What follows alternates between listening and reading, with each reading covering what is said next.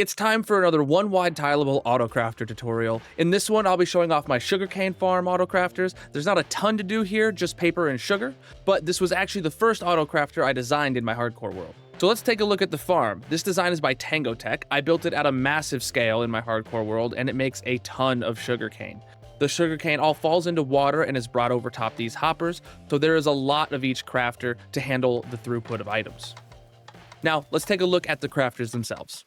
So here we are in the world download that will be linked in the description, where I have all of my one-wide tileable autocrafters behind me. Let's head over to the new section for sugarcane.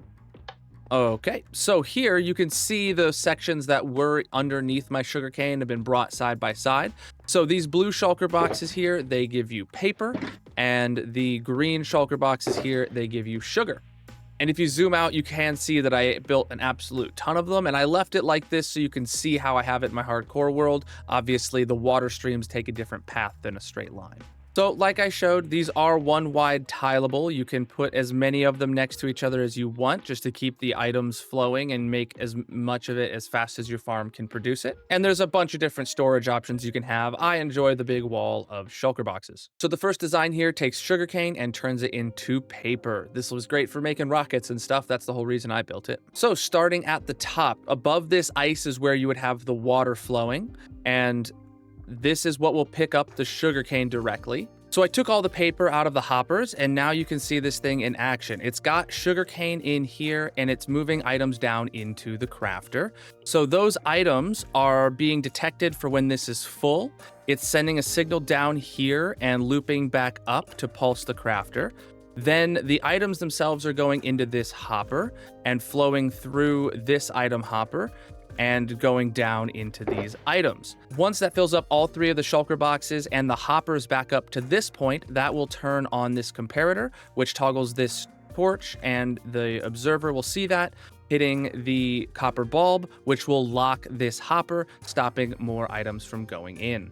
Down here at the bottom, this actually detects for when this item is full up, and that will send a signal down through the copper bulb to turn off this redstone torch. In my hardcore world, I have it set up to where when every single torch is off, it actually turns off the sugarcane farm. The next design is even simpler. It is sugarcane into sugar. So above the ice is where the water will flow again, and the items will have to be lined up on the edge of the hopper, and they'll go down into there. You can see right here, the sugarcane is already backed up and completely full in this autocrafter because the items in this hopper are staying. So that means everything below it is filled up.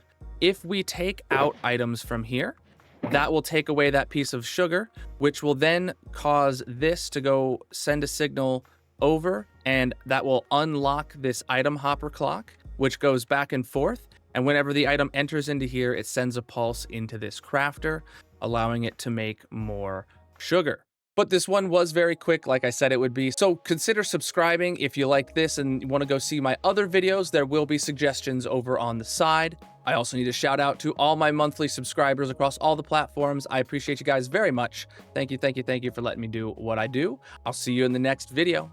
Peace out.